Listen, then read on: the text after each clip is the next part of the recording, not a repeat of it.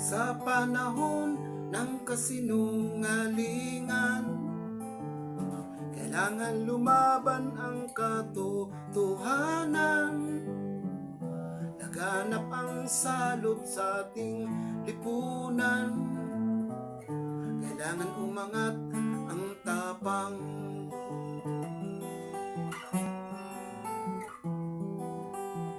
Sa oras na maraming walang pakialam,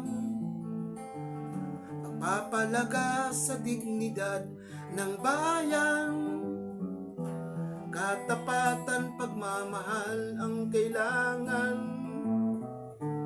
upang manaig ang katotohanan. Tumindig sa karapatan at katarungan, sa karangalan ating ipaglaban. Tumindig sa kabutihan at kinabukasan, sa kalayaan ng ating bayan.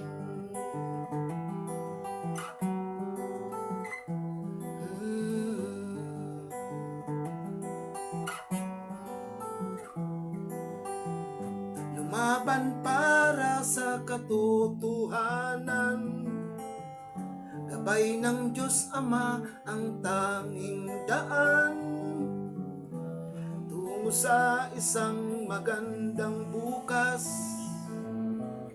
at sasaya ang Pilipinas. Stand up and fight for the dignity and honor, for the justice we are fighting for.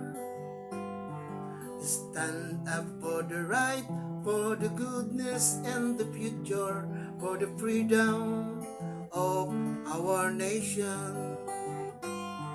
Tindig Pilipinas sa katarungan, sa kalayaan ng ating bayan.